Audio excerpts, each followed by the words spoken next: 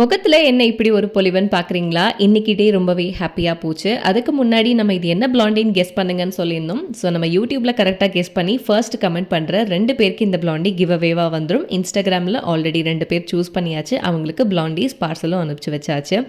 நம்ம சேனலை ஆரம்பத்துலேருந்து ஃபாலோ பண்ற ஒரு ஹேப்பியான ஹோம் மேக்கர் அவங்க ஃபேமிலி மெம்பர்ஸோட நம்ம கஃபேக்கு டைன் இன் பண்றதுக்கு வந்திருந்தாங்க.